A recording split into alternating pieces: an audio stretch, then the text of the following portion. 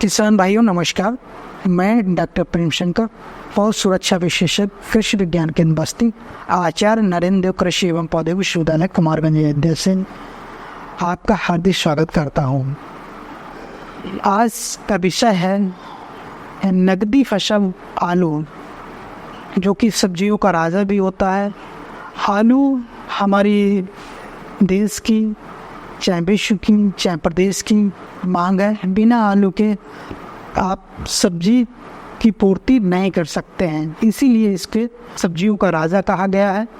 आलू में जो रोग बीमारियां लगती हैं उनसे काफ़ी नुकसान किसान भाइयों को उठाना पड़ता है।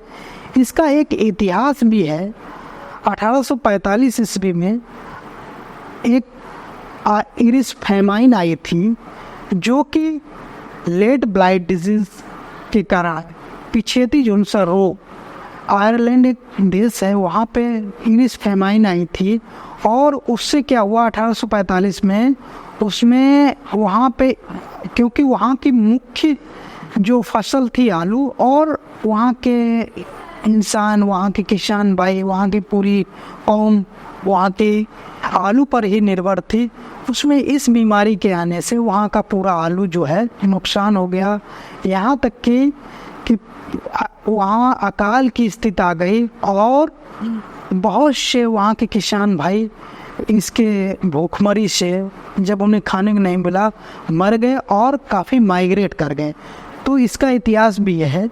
तो सबसे पहले अगर बीमारी की बात की जाए तो आलू में तमाम बीमारियां आती हैं, जैसे पिछेती झुलसा, अगेती झुलसा, वाइट डिजीज़, और इसमें वायरस जनित भी रोग लगते हैं इसमें। तो लेकिन प्रमुख बीमारी हमारे दो ही हैं आलू में, एक अगेती झुलसा, एक पिछेती झुलसा। कहीं भी जहाँ भी हम आलू की बुआई करते हैं वहाँ पे ये बीमारी आती है। इसका भी एक कारण होता है, अगर मौसम में, वातावरण में बदलाव आते हैं, अचानक बारिश का होना, धुंध का होना, लगातार धुंध हो जाना, कोहरा छा जाना 15-20 दिन, तो ये संकेत होते हैं बीमारी के आने के।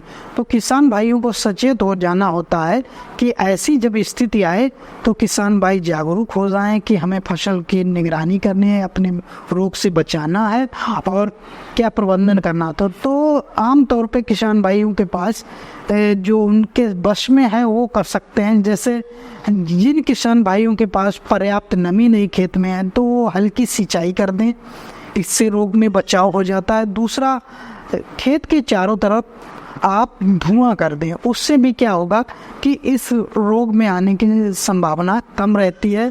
फिर भी अगर ये दिक्कत आती है, इससे कंट्रोल नहीं हो पाता, लगातार मौसम ख़राब रहता है, तो उस दौरान हमें रासायनिक फफूंदीनाशक दवाइयों की ओर जाना पड़ेगा। जैसे मार्केट में तमाम प्रकार के मिश्रण आ रहे हैं मार्केट में, जैसे mancozeb 63% WP plus carbendazim 12% WP, जो कि बाज़ार में साफ या सिक्सर के नाम से आता है।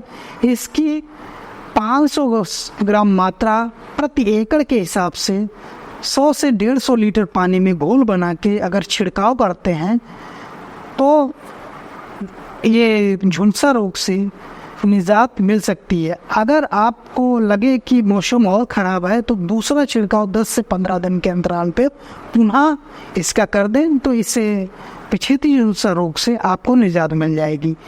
लेकिन अगर अगेती झुलसा लगा है, अर्ली ब्लाइट लगा है, तो उसके भी नियंत्रण के लिए तमाम आप अवरोधी किस्म का चुनाव करें, फसल चक्र अपनाएं, और समय पे जैसे आपका रोग दिखाई दे तो उस समय हमें एक आता है साइमोक्सिल और मेनकोजेब का मिश्रण, जो कि बाज़ार में क्यूरेट गोल्ड के नाम से मिलता है।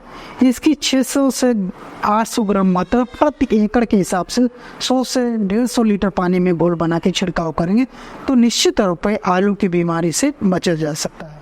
बहुत बहुत धन्यवाद। Thank you.